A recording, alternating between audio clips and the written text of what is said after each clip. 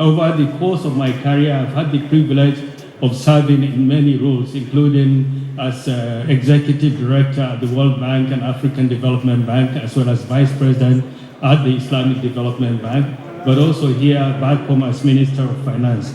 And I do have seen how countries rise when they build partnerships that endure. And during my years at the Islamic Development Bank, I gained first-hand appreciation of how Islamic finance, blended capital, bringing in different instruments, and long-term cooperation can transform economies.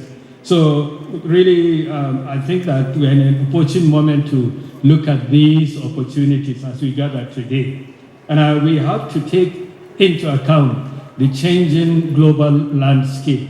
And what do we mean here? The point to make is that investment, global investment platform, the world of investment finance generally has changed dramatically over the years. And what does that mean? It means that the traditional sources of finance, the donors, the bilaterals, the concessional funds, and even the government funds are no longer enough to meet the financing needs of countries. We have to combine all of these sources together. And, but most importantly, there is a growing role that the private sector has a very crucial role to play in any financing strategy of the country.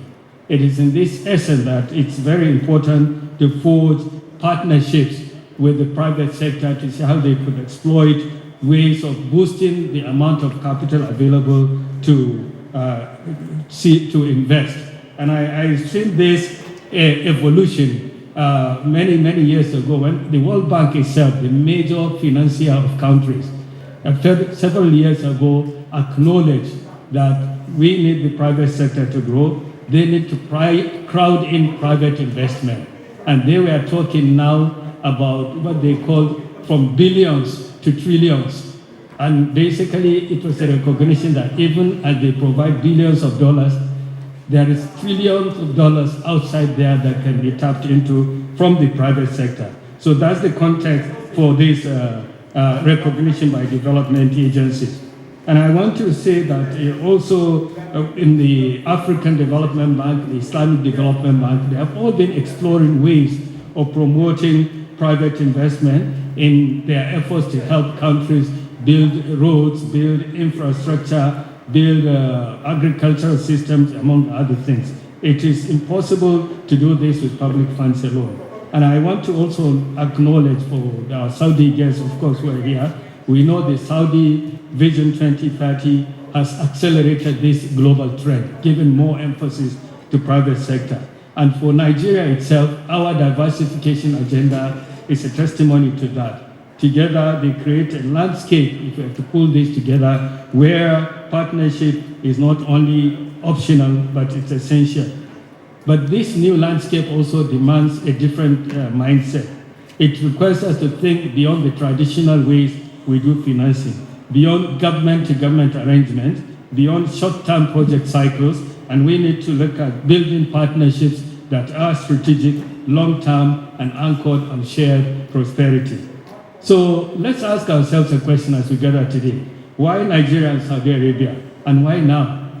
Nigeria and Saudi Arabia are natural partners. Nigeria brings scale. We're talking about youth, creativity, and one of the most dynamic, so scale in terms of population, youth, creativity, and it's one of the most dynamic domestic markets in the world. We are a nation of nearly 250 million people, if you consider that, and we have a young population that is digitally savvy, a workforce that is very well endowed, and a domestic market that is quite big in terms of this. Beyond that, also you can tap into the Africa Continental Free Trade Area under that arrangement to expand the scope of market.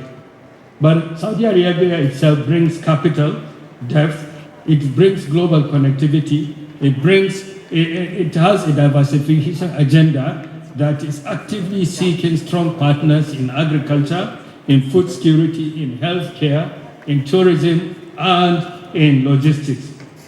Therefore, and I think beyond the economics also, there is a deeper alignment that we have to contend with. Both countries are committed to sustainability, both countries are committed to inclusive growth, and both countries have shown strong interest in what Islamic finance can do to move their countries forward. Both recognize also that the private sector and the diaspora must play a central role in the next phase of development. So this alignment is not accidental, of course. It is the result of deliberate national choices to diversify, to modernize, to invest in people, and to build economies that are resilient and forward-looking. This is why the timing of this summit is so important. The stars are aligned, as they say, economically, strategically, and culturally. So one lesson in terms of how we build a sustainable partnership, one lesson that I've learned across all my engagement is simple. The way we finance a project often determines whether the partnership survives.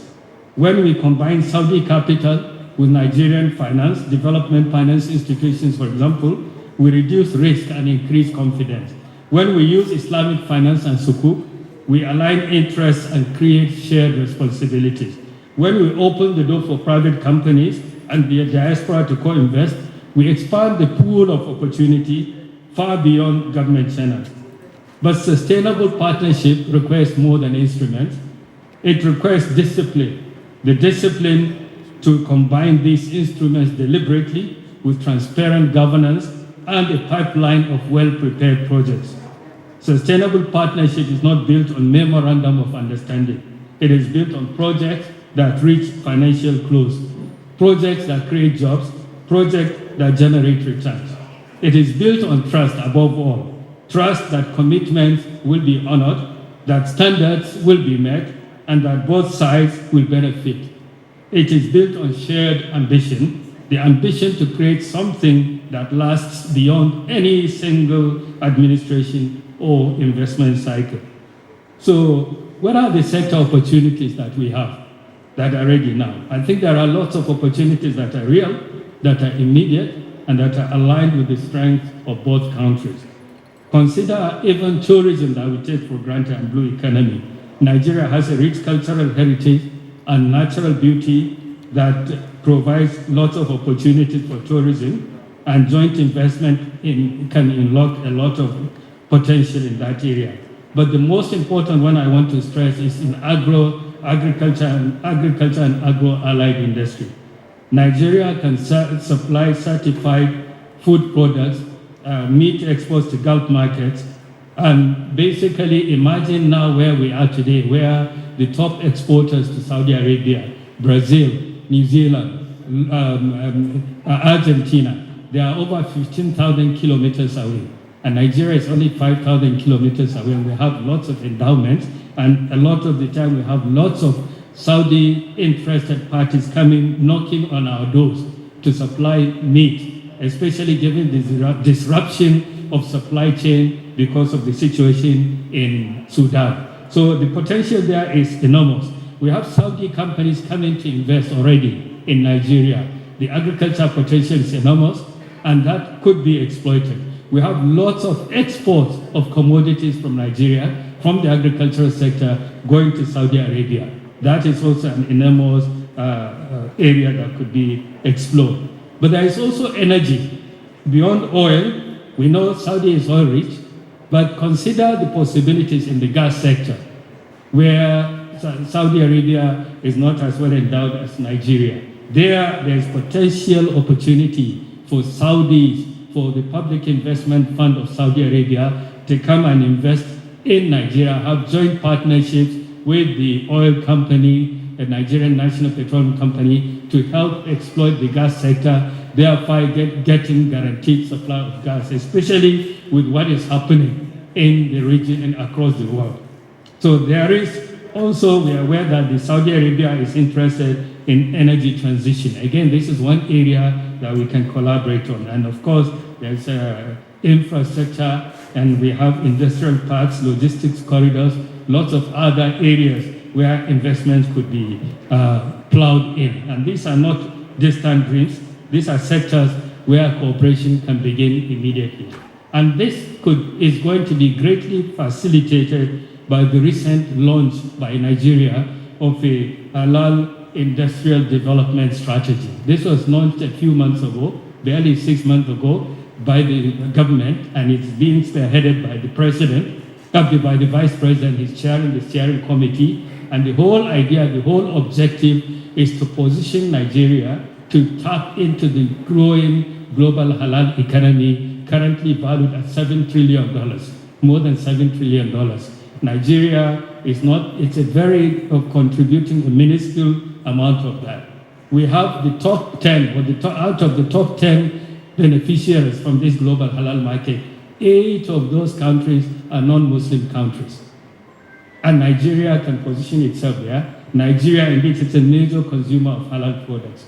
So there is a lot of interest in developing the sector, and the government is deploying concerted efforts to see that we have our economy in place. We have a major initiative in place, as I said, and we have different structures, governance structures being put in place to ensure that we have halal standards and certification in place, that we have Islamic finance instruments in place, that we have the needed infrastructure in place, and that we have the capacity development needs in place to help boost this sector. And I think that this will really help in positioning Nigeria to participate more competitively in the global halal economy. And for Nigeria and Saudi Arabia, this is truly a golden opportunity. Saudi Arabia, of course, is a global leader in halal standards, certification, logistics, and investment, and can play a lead in investing in Nigeria.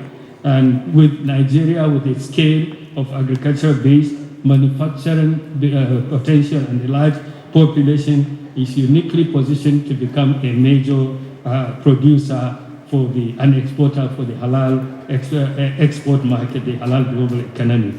Therefore, I see this strategy, I see the launching of this strategy as a natural bridge between our two nations, a platform for expanding trade, attracting Saudi investment, and enabling Nigerian firms to access Gulf markets more competitively. And it will help strengthen agriculture, boost manufacturing, enhance tourism, diversify Nigeria's economy, create jobs and incomes. It's in many ways, as I see, the next frontier of Nigeria-Saudi cooperation. And what will make this partnership last? What are the key principles that will make this partnership lasting? As I said, its sustainability is not just about the environment, it is about longevity. It is about whether a partnership continues to create value long after the first project is completed. And we just need to take that into account. I already mentioned some of the key elements of building trust, of ensuring transparency and governance, etc. So mutual benefits are key. Everybody needs to appreciate that both sides will gain commercially. We also have to consider building local capacity. It's important that Nigerian institutions are made to grow strong enough to originate and manage these deals independently. And we need to have rigorous project preparation. These ideas are simple, but they are very powerful. So as a call to action, I think that, again, we need to see how we can turn this opportunity into reality. We must begin with several practical steps. I believe that one of the key things is to establish a platform.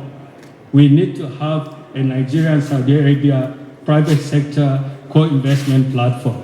We could envisage it in many forms. There has been long talk of having Nigeria-Saudi Chamber of Commerce. We need to proactively work on actualizing that as a means, as a vehicle through which companies from both countries can jointly work together to exploit to their mutual advantage the benefit that exists in this partnership, the promises that exist in this partnership. We can even begin by piloting some initiatives that will demonstrate what is possible and what is needed to attract more investors. And secondly, I think that this is a message for Nigerian businesses. We have to appreciate that we are competing globally. We are competing with businesses from across the globe. Therefore, we must strive hard. We must commit to meeting the standards that are established in terms of the certification, in terms of governance, in terms of reporting standards that are required by Gulf investors and businesses. We have to be ready to demonstrate this, and the government, as I say, is working on some of these standards, harmonization and standardization, to see that they provide this platform. We already have a lot of interest from the state governments who are very keen to forge partnerships with different investors in various areas, and we're going to engage very proactively in these ranges of activities that will help fully exploit these partnerships. So I want to state before as in closing that really we all appreciate that Nigeria and Saudi Arabia are at a genuine turning point. And the capital exists, the complementarities are aligned, we have synergies, we have complementarities that we can exploit to mutual benefit. We have shared values that are aligned. What remains is the discipline to structure partnerships that are sustainable, partnerships that are commercially sound, partnerships that are built to outlast all of us. And my experience has taught me one enduring lesson, that when countries commit, when people of various countries commit to disciplined partnership, when they commit to disciplined partnership, transformation follows. Today, Nigeria and Saudi Arabia have that opportunity.